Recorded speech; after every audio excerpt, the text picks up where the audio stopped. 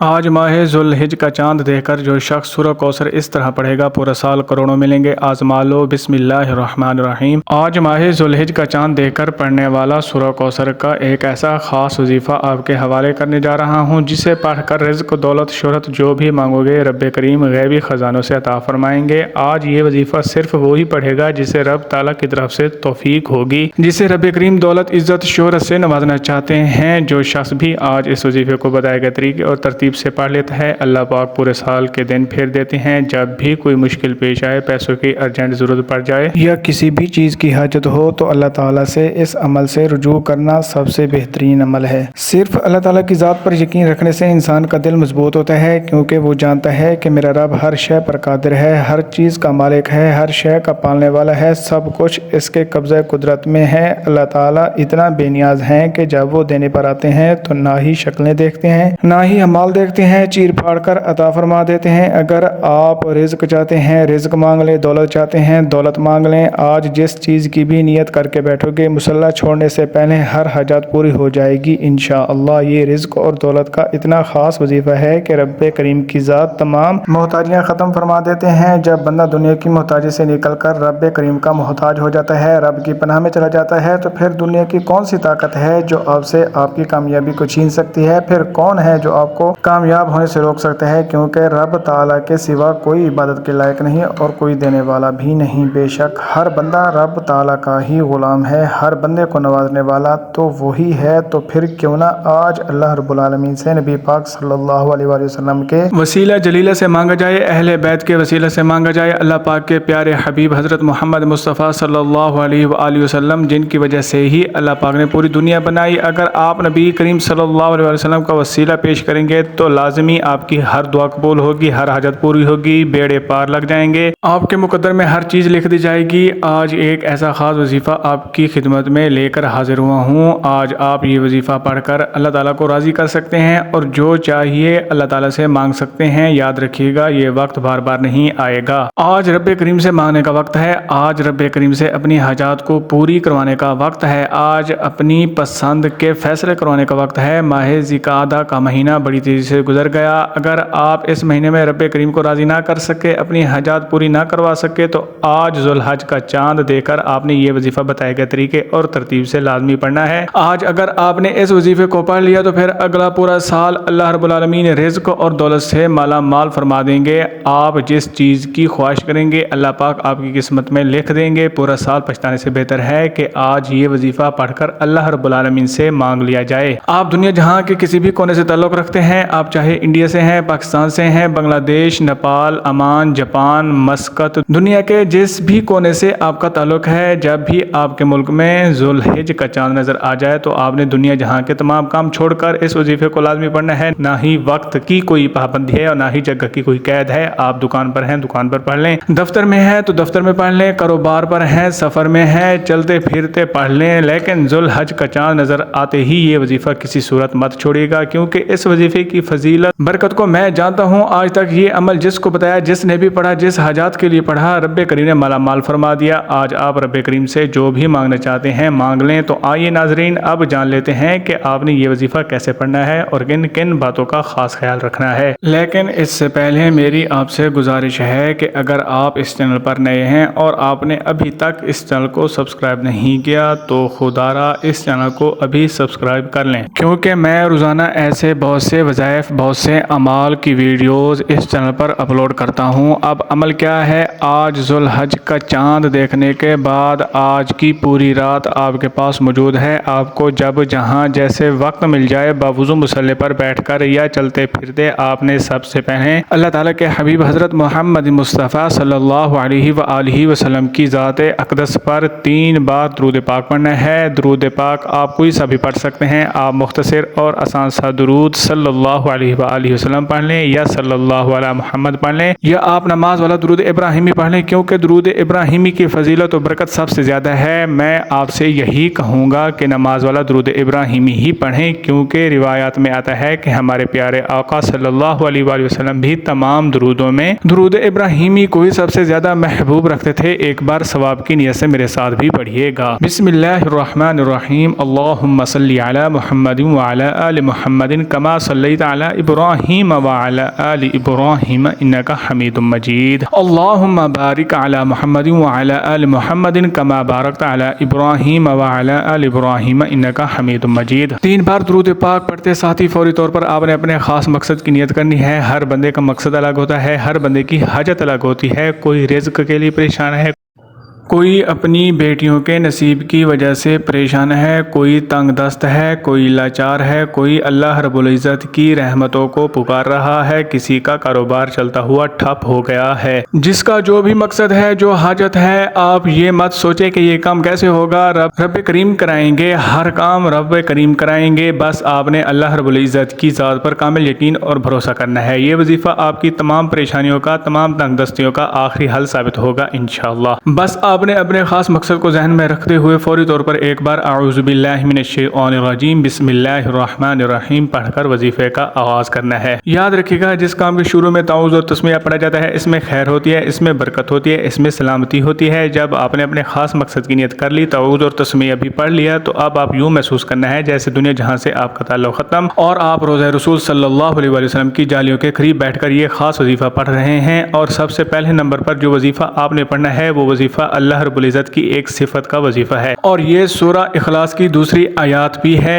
आपने पहले नंबर पर अल्लाह समद को पढ़ना है। आज जो शख्स कहता है कि मैं कई सालों से वज़ाइफ पढ़ रहा हूँ, कई सालों से तस्बीहात कर रहा हूँ, कई सालों से दर की ठोकरें भी खा रहा हूँ, लेकिन ना तो मेरे घर के हालात बदल हैं, ना ही मेरी खुशियाँ आसान होती हैं, ना ही मेरी तकलीफ और मुसीबतें जान छोड़ती हैं, तो आज अल्लाह समद पढ़ने की देर है। अगर आपके घर के कोने कोने से गुर्बत तंगदस्ती का खात्मा ना हो जाए तो फिर कहना, जब भी आप परेशान हो, मुसीबत में हो, तकलीफ में हो, अपना हर दुख, अपनी हर तकलीफ अल्लाह ताला के सामने रखो, अल्लाह ताला से बयान करो। अपनी हर तकलीफ को दूर करने के लिए अपने दिल का हाल हमेशा अल्लाह ताला को सुनाओ। वो तमाशा नहीं देखते, बल्कि आपकी किसी भी बात को ज़हर होने से पहले आपकी गैबी मदद फरमाते हैं। अगर आप चाहते हैं कि आपकी गुर्बत का, आपकी तंगदस्ती का, आपकी बीमारी का, आपकी परेशानी का, आपकी मुसीबतों का तमाशा बनने से पहले गैब से आपकी मदद हो जाए, गैब से कोई रास्ता बन जाए, तो याद रखिएगा अल्लाह समद का खास वजीफ़ा आज आपके लिए गनीमत है। आज ये वजीफ़ा पढ़कर अल्लाह ताला से जो मांगोगे, जितना मांगोगे, जैसा मांगोगे, अल्लाह रब्बुल इज़्ज़त फ़ौरन अता फरमाएंगे। लेकिन इसके लिए आज आपको अल्लाह समद पढ़ना होगा।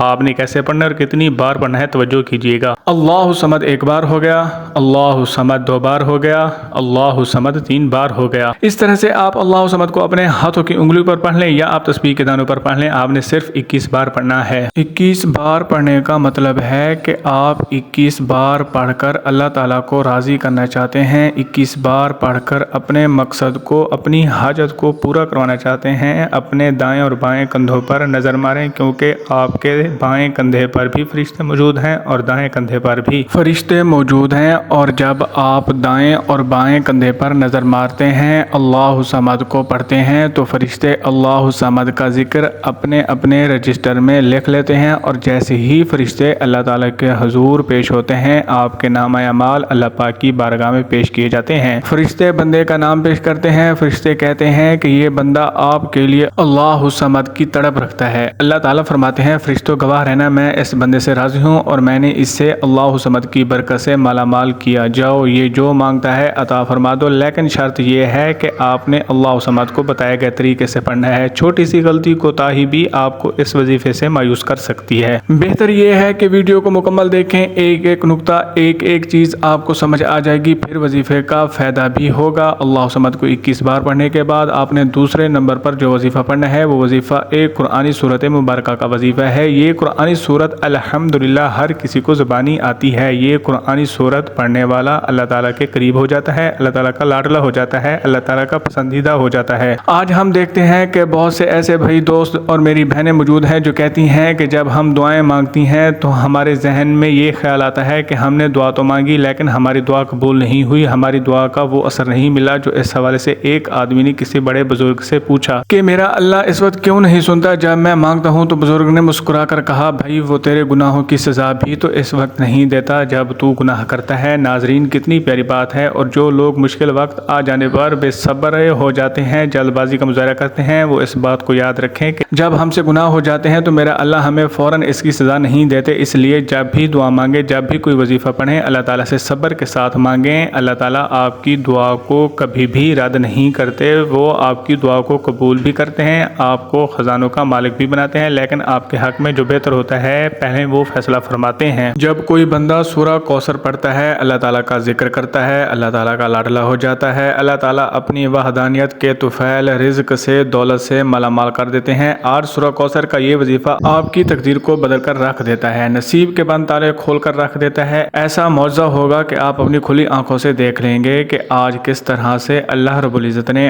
آپ کے گھر کو خوشحال کر دیا۔ سورہ کوثر کی تلاوت سماعت فرما لیں۔ اعوذ باللہ من الشیطان الرجیم، بسم اللہ الرحمن الرحیم، انا اعطیناک الکوثر فصل لربک وانحر ان شانئک هو الابتر۔ آپ سورہ کوثر کو ہاتھوں کی انگلی پر پڑھ لیں یا آپ تسبیح کے دانوں پر پڑھ لیں، آپ نے صرف 29 بار پڑھنی ہے۔ جب آپ 29 بار سورہ کوثر پڑھ لیں تو اس کا فائدہ کیا ہوگا، بتانے کا مقصد یہ ہوتا ہے کہ ایک تو یہ مستند اور خاص اعمال ہیں، جس طرح بتایا جائے ویسے ہی پڑھنا ہے، اس میں کوئی رد و بدل کرنے کی اجازت نہیں، اور دوسرا چھوٹے وظیفوں سے فائدہ یہ ہوتا ہے کہ آپ تھوڑا پڑھیں لیکن اچھے طریقے سے پڑھیں، یقین کامل سے پڑھیں۔ بعض اوقات بڑے بڑے وظیفوں سے انسان کا دھیان ہٹ جاتا ہے، اسے سمجھ نہیں آتی کہ اس کی توجہ بھی کھو جاتی ہے، اس لیے تھوڑا وظیفہ پڑھیں لیکن رب سے اتنا مانگیں کہ رب کی ذات آپ کو خزانوں کا مالک بنا دے، آپ کے گھر کے حالات کو بدل دیں، آپ کی بے سکونی بے برکتی کا خاتمہ ہو جائے۔ اصل مقصد رب کریم کو راضی کرنا ہے۔ آپ نے سورہ کوثر کو کس طرح پڑھنا ہے اور کتنی بار پڑھنا ہے آپ کو میں نے بتا دیا۔ اب آپ نے تیسرے نمبر پر کون سا وظیفہ پڑھنا ہے؟ اب آپ نے تیسرے نمبر پر جو وظیفہ پڑھنا ہے وہ وظیفہ اللہ رب العزت کے 2 ناموں کا وظیفہ ہے، ایک اللہ رب العزت کا ذاتی نام ہے اور ایک اللہ تعالیٰ کا صفاتی نام ہے۔ آپ نے یا کریم یا اللہ کو پڑھنا ہے۔ یا کریم کا مطلب ہے اے کرم کرنے والی ذات، اور یا اللہ کا مطلب ہے اے میرے اللہ، یعنی کہ اے میرے معبود۔ جب بندہ یا کریم یا اللہ پڑھتا ہے تو اللہ پاک کے قریب سے قریب تر ہوتا چلا جاتا ہے۔ آپ نے یا کریم یا اللہ کو کیسے پڑھنا ہے اور کتنی بار پڑھنا ہے ملاحظہ فرمائیں۔ یا کریم یا اللہ 1 بار ہو گیا، یا کریم یا اللہ 2 بار ہو گیا، یا کریم یا اللہ 3 بار ہو گیا۔ اس طرح سے آپ ہاتھوں کی انگلی پر پڑھ لیں یا آپ تسبیح کے دانوں پر پڑھ لیں، آپ نے صرف 11 بار پڑھنا ہے۔ صرف 11 بار یا کریم یا اللہ پڑھنے سے اگر ہماری زندگی پر اللہ پاک کی صرف ایک نظر کرم ہو جائے تو ہماری پوری زندگی کے لیے وہ نظر کرم کافی ہے۔ اگر آپ بھی اللہ پاک کی ایک نظر کرم چاہتے ہیں تو یہ چھوٹے چھوٹے 3 وظائف پڑھ لیں۔ پہلے نمبر پر آپ نے اللہ صمد کو 21 بار پڑھنا ہے، اس کے بعد دوسرے نمبر پر سورہ کوثر کو صرف 29 بار پڑھنا ہے، کتنا وقت لگ جائے گا؟ اس کے بعد پھر یا کریم یا اللہ کو 11 بار پڑھنا ہے۔ یہ اتنے چھوٹے چھوٹے وظیفے ہیں کہ